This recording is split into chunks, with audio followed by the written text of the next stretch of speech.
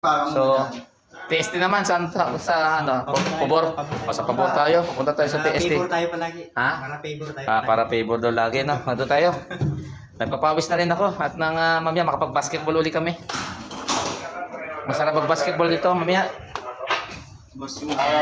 Ayan guys, no? Sinamahan ko lang sila. Meron akong kaibigan, no, guys. Wow, may seagull, oh. Hindi man na siya natakot, guys, oh. Malapit kami sa isla, may isla kaya daming mga seagull. Okay lang kayo. Grabe pala yung beak niya, no. Oo na, hindi natakot ba, Chip, oh. Seagull, oh. Curious siya dun sa lumilipad-lipad na ano, stripe, eh. Yung sa tape. Cordon tape. Cordon tape natin, imaginein mo. Hindi ka natatakot? Hey! Galit pa, sir, oh. Territoryo niya raw. Matapang. Excuse me. Ay, nag-excuse pa talaga si Chip. Grabe guys, no? Hindi pala sila takot sa ano. Baka pagod na to. Sir, yan yung mga nagtatanim ng white na bomba sa deck natin.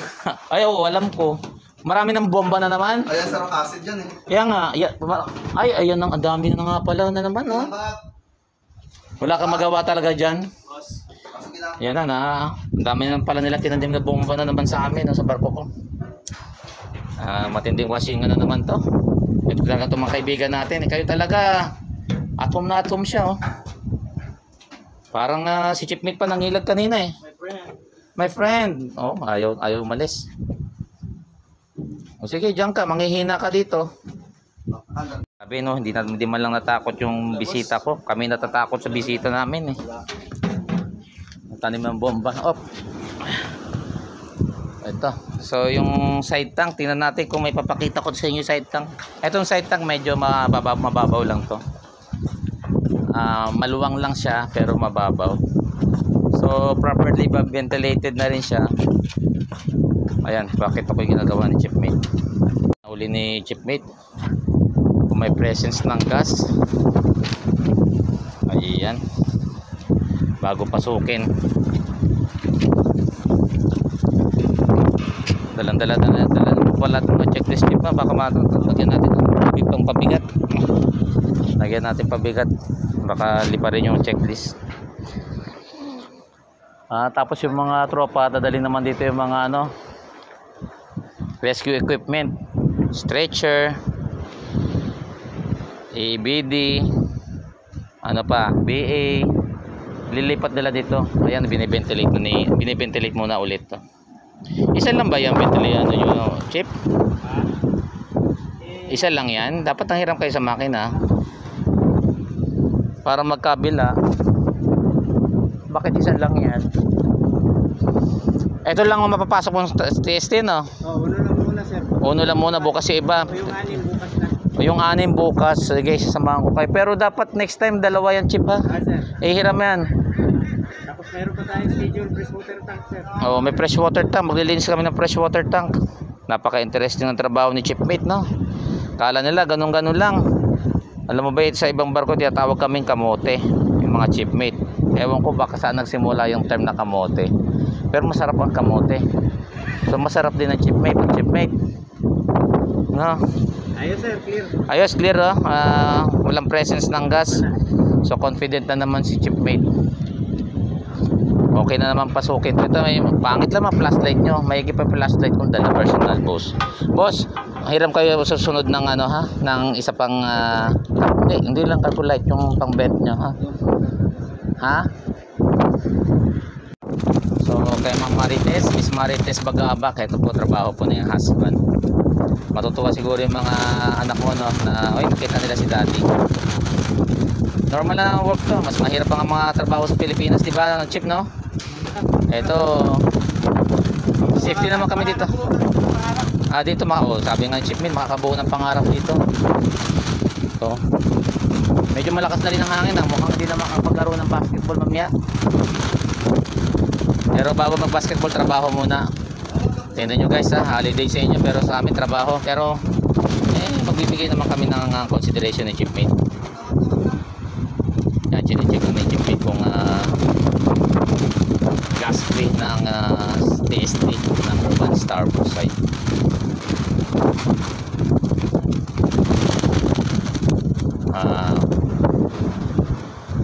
Ganyan lang, ganyan no. Kaya ano chipmate minsan, tanghali na, tapos duty na naman ng 4 o'clock. Normal yan. So kung ano nakikita nyo kay chipmate guys, ginagawa ko rin noon yan. Hindi pwedeng dadaang ka, magiging kapitan ka na hindi mo ginagawa yan. Imposible, napaka-imposible. Di ba chip na? Napaka-imposible naman, napakaswerteng tao naman yun. Mararanasan nila yan namin naming mga kapitan ilang beses. Boss, okay. Chipmate guys, Start. Inspection start.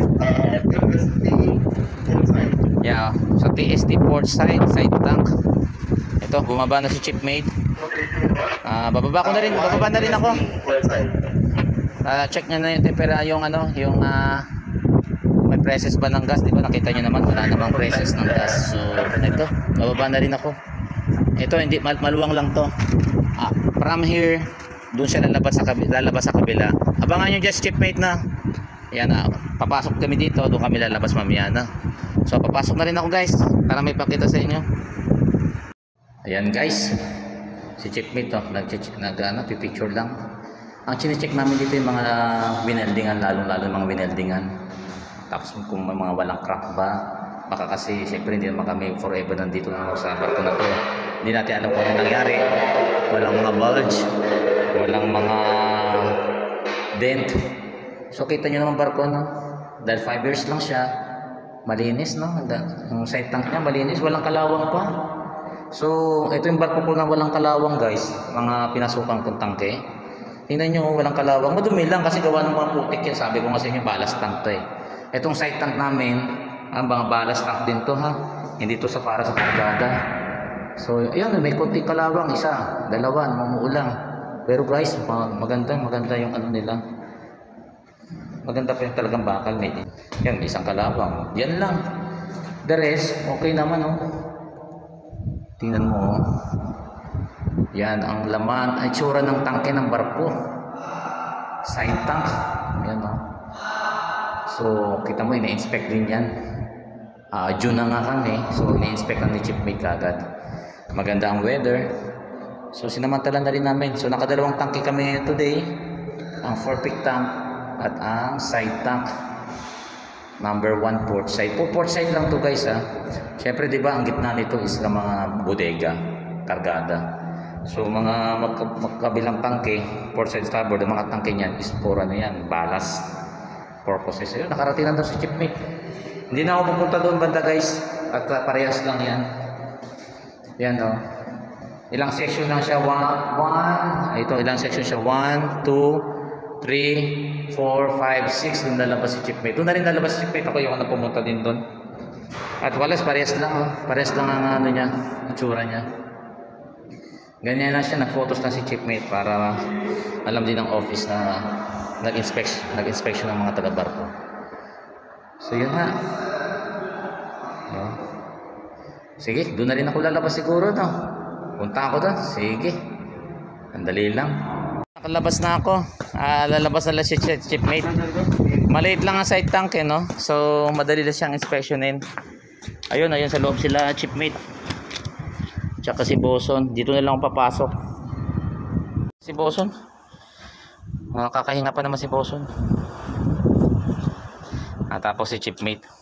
Ganun lang naman yung tsura na malinis ang ano natin, na side tank no? Bago talaga yung barko. Sa kabila, Bob. Kala ko port side. Port side na to sir. Hindi, kala ko, mayroon pa ba? May, bukas din yung starboard. Sir. Inspection din natin pala yung starboard, nakabukas pala yan. Ang galing mo yan, Bob. Ito si chipmate. Yung chipmate ako guys ganyan din, hindi ko pinahirapan si chipmate. Baka sabihin nyo, grabe to si kapitan talaga oh. Sumama nga lang ako sa kanila para Normal lang to. normal lang yan si chipmate. Kung sino masapulan no. Kahit ka-join mo lang pero ang due niya is after 1 month lang, hindi nagpahinga lang siya ng 1 month, ito inspection na. Siya ang inabot. Ganun talaga yan. Swertihan lang. Depende sa biyahe. Depende din sa crew. Yung iba kasi pinapatagal-tagal pa. Pero dito, hindi namin pinapatagal yan. Ganun din, natatrabahuhin din yan. So, papasukin pa natin, Chip, ang susunod yung starboard side. So, yan, si Boson. Guys, yun si Bob, tumutulong. Yan, isasarado na to. Tignan mo, meron ta silang cordon tape para aware ang mga tao na may operation, special operation dito. Kailangan na magsasarado nito is magaling chip, no? Kasi kailangan baka hindi pwede bigay, bigay ko to sa Bob, pagsasarado nito. Tapos pag may leak ng tubig, anong gagawin natin? No? Padulin sa... Kailangan ma-experience ang Yeah, puntahan natin yung starboard side. Sarado niyo po ang karapo pa. Mak. Oh, yan.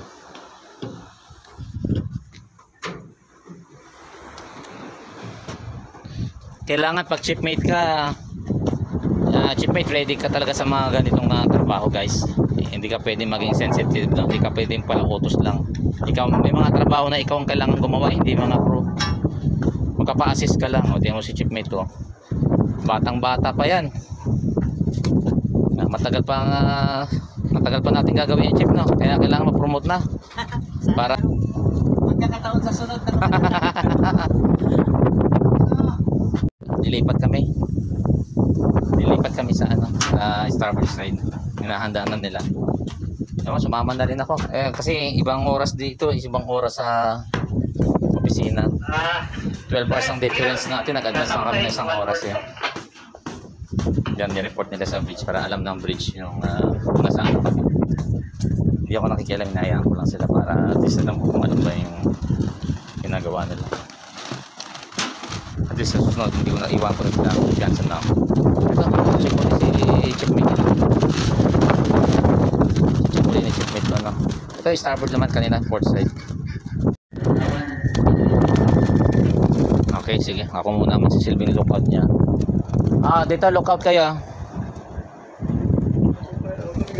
Ayan, no?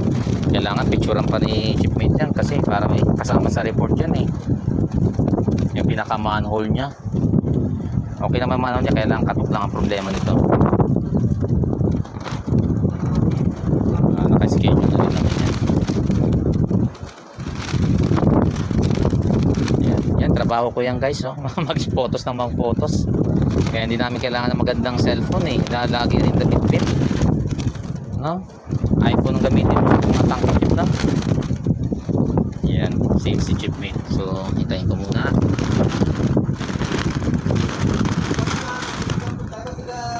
Wait. Ay, report nyo. Nasa loob na si chipmate na. So, ako naman mababa, guys. Sa loob na kami ng TST 1 starboard side. I-check na ulit si checkmate. Kailangan maingat ka lang sa paglalakad dyan. Kita mo yung mga frame niya. Chine-check niya yung mga welded part.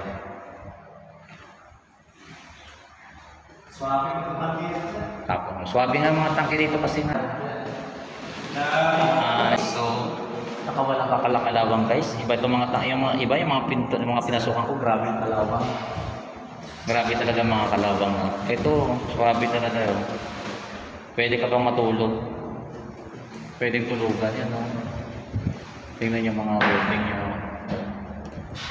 Yan, mga chine-check ko yung chipmate. Check namin. So, kumpiyansa ka dito. Katulad nung sa port side, ganoon din sa starboard side naman. Ilang section na to? 1, 2, 3. Ito una kay chipmate. 2, 3, 4, 5. 6 na section lang siya. So dito madaling mag-inspect. Kitang-kita naman. Ang ganda ng bakal talaga. Ang mangyari naman, photos na kami ng photo para may record lang namin, may file lang namin. Pero at least wala silang walang sakit ng ulo ng opisina. Ayun. Yan, nag-inspect na rin ako kaya medyo tinatagalan ko. Yung mga welding niya, okay naman, no? Kasi di ba dugtong-dugtong lang ito eh. Nung sa dry dock eh. So kailangan okay ba yung mga welding niya? So, walang kalawang, no? May nakita na ba kayong kalawang? Wala pa, putik. Ito yung putik. Yan, no? Madaling i-empty ang side tank. Yung ballast tank namin ng hindi, ito kita mo. So safe siya, guys, no? So unahan ko na si chipmate, si chipmate. Sasabayan ko na siya ni Chipmate para kita nyo yung ginagawa ni Chipmate. Kaya kanina sa perfect tank nakita nyo si Chipmate eh. Oh, loud and clear sasagot si Chipmate para masiguro.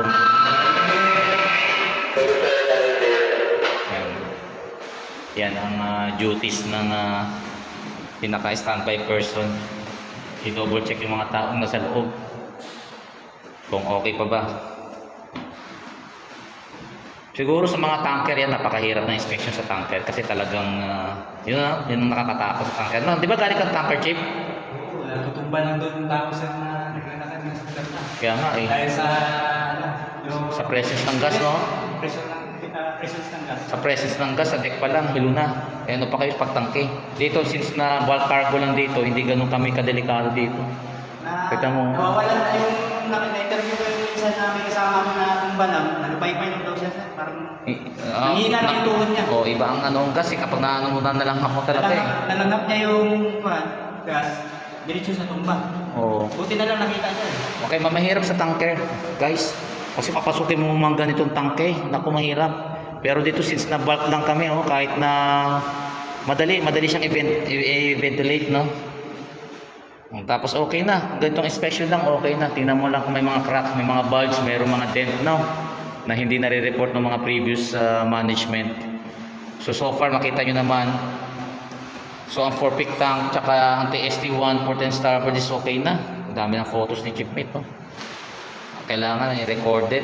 Hindi pwedeng sabihin lang, okay lang sir. Kailangan i-record. Ang gagawa ng report yan. So itong trabaho ni Chipmate, guys, no? Kaya sabi nila, nakikita ni Chipmate, eh, kita nyo naman ang trabaho din, no? Sulit yan. Hindi pwedeng no? Si Kapitan nga, sumasama para malalayan din si Chipmate. Gusto ko rin makita eh. Gusto ko makita yung barko niya after. Kasi puro mga luma mga barko ko eh. Ngayon ako nakasakay ng 5 years age lang. 5 years old lang. So kita mo ang ganda ng baka niya. Diba talaga pag ganun lang. So sabayan ko na si Chipmate dun. Titingnan ko lang yung step ko. Oh. Ingat lang sa lakad. Ayan, may konting tubig na stock. So okay lang yan. Tubig naman talaga ng laman ito eh. Wala namang ibang laman to. So kung kailangan namin para sa stability ng barko, lagyan namin ng tubig to, lalagyan namin ng tubig. So tubig lang to, guys, ha. Hindi to sa kargada. Iba yung kargada. Diba yung bodega namin may kargada na. So kapag normal naman sa barko yun, kapag may kargada ang barko, ang mga tangke niyan is empty. Walang daman. Kasi kailangan may full cargo talaga namin madala. Yung ma-maximize namin yung kargada. So kailangan wala ka talagang tubig to. Kung may tubig to, di bawas ang kargada, di ba? Ganun lang kasimple. So ini-strip namin to, pinapasipsip para lang maubos talaga ang tubig. Dahil bawat laman ng tubig, yun ang bawas ng kargada. So tingnan nyo, guys, oh. Walang nakailang section na tayo, halos ganun lang pare-parehas. Pinakamadali mag-inspect ng side tank. Diba, Chief? Oh, side tank. Report lang naman to. Side tank lang to yung mga DBT, double bottom, no? Mga double bottom kasi bababa ka pa, medyo madugo yun eh. Hindi yan yung ingat mo doon kasi baka may leak din ang gagawin ko. Oo, dun sa double bottom ang mahirap. Pero matagal-tagal pa yun kasi may laman kami. Ang double bottom ito sa bodega, no? Nasa tap yung manhole. Oo, nasa taktam ang manhole niya. So, ibig sabihin na inspect lang namin. Eto. Bro, pwede na tanggalin. Malapit na kami matapos. So, pwede na kami matanggal. Nasa dulo na kami. Ayan, o, kita nyo, guys. Malapit na kami sa... Safe na kami ni Chipmate. Nakarating dito sa kabilang butas. Ayan si Chipmate. Pumasok sa pinakadulo pa. Yung pinakamaliit. Hindi ko napapasukin yun. Parehas lang yan. Ayan si Chipmate. Tingnan natin kung... Ayan, o. Ito. Ayan, o. Ayan na. Yung lagusan papuntang dibi ng tubig. Oo. So hindi siya Diretso talaga siya, no? tubig lang lagusan. Ayan, Oo. So may ibig sabihin ito, yung side tank connected siya sa DBT. So kasi may lagusan ng tubig, oh, makikita nyo, guys. Kaya lang pag may inspection hindi pwede kasi walang nag-uso ng tao na doon sa sa tank top. May laman ng kargada namin, so hindi namin ma-check ang mga double bottom tank. Ang kaya lang inspeksyonin namin tulad ng sinabi ko kanina ni Chipmate, pag walang kargada, side tank, for-pick tank, tsaka after-pick tank. Na-check na natin kanina yung for-pick tank, nakita nyo naman, ito, chine-check pa na mabuti ni Chipmate eh. Na maraming photos in-inspect din niya. Yung mga welded part, kung may mga crack yan eh. Kung may dead din. Ganun lang. Pero iba talaga, medyo nakaka-impress no? Ito marami mga spots ng mga kalawang, maraming spots na ng kalawang to. Pag sa ibang iba, hindi na ako magsabi, baka bawal. Pero pag Japan talaga may magandang bakal guys.